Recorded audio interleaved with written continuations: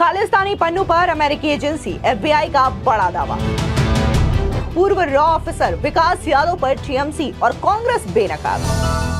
FBI ने क्यों लगाया विकास यादव पर खालिस्तानी पन्नू के कत्ल की साजिश का आरोप। विपक्ष का देश विरोधी चेहरा हुआ उजागर।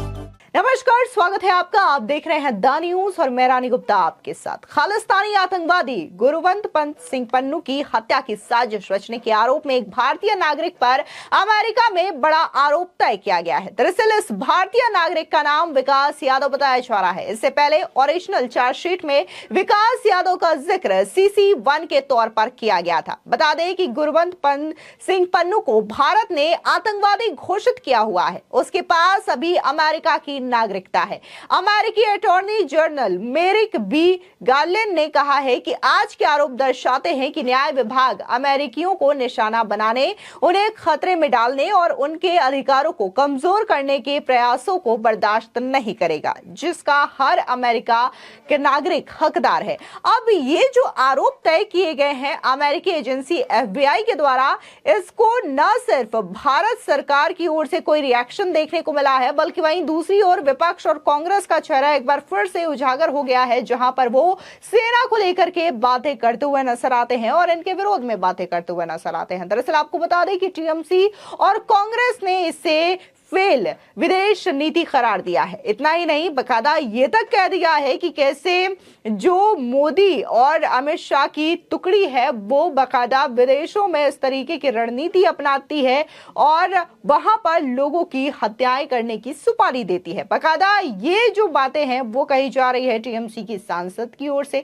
दरअसल आपको बता दें कि टीएमसी की सांसद महुआ मोइत्रा ने एक पोस्ट किया जहां पर वो कहती हैं कि अब रॉ अधिकारी पर अमेरिका में हत्या का आरोप लगा है। हमारे देश में आखिर क्या गड़बड़ है? शाह एंड कंपनी को लगता है कि दुनिया गुजरात और सोहराबुद्दीन स्टाइल की रणनीति के रास्ते पे चलता है। ये चौंकाने वाला विषय है। वहीं दूसरी ओर राज्यसभा सांसद टीएमसी नेता सागरिका घोष, जो कि पत्रकार राजदीप सरदेसाई की पत्नी है, उन्होंने भी सोशल मीडिया साइट पर एक पोस्ट किया और कहा कि आखिरकार नाम सामने आ ही गया। अमेरिका ने पूर्व रॉ अधिकारी विकास यादव का नाम लिया है और उस पर हत्या करने का आरोप लगाया है। सवाल यह है कि क्या विकास ही एकमात्र दोषी है और उसके संचालक आखिर कौन थे?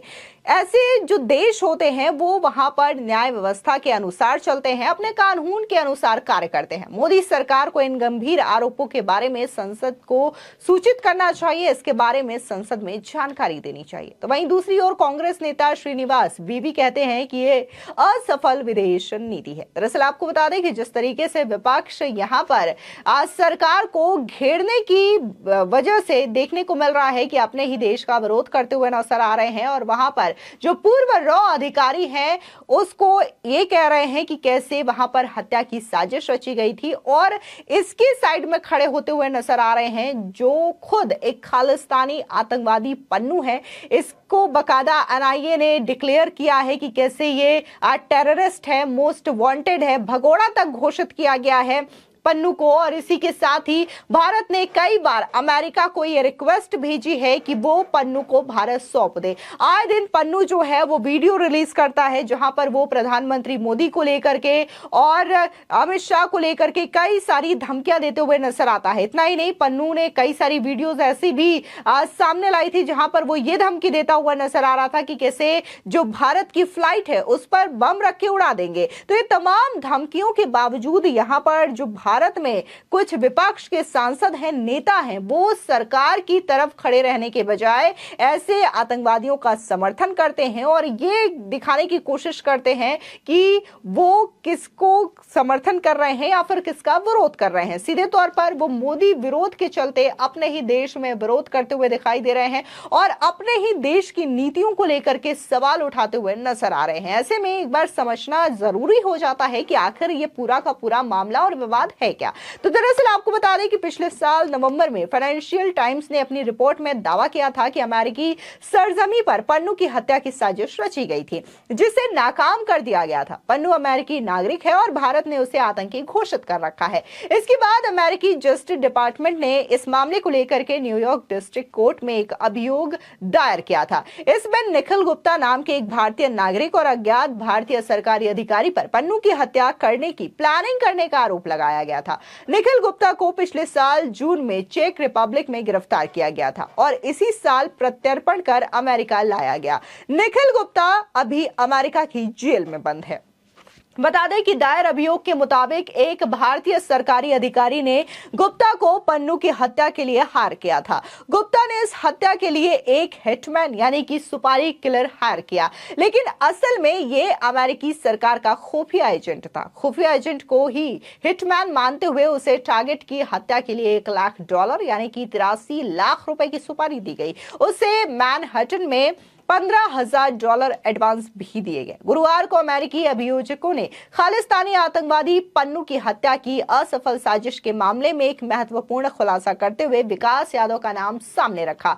यादव पर मर्डर फॉर हायर और मनी लॉन्ड्रिंग के गंभीर आरोप लगाए गए हैं। यह आरोप न्यूयॉर्क की एक अदालत में दाखिल की गई है। दूसरी अभियोग का हिस्सा है। यादव के कथित साथी निखिल गुप्ता को पहले ही आरोपित किया जा चुका है और उन्हें अमेरिका में प्रत्यर्पित भी किया गया है।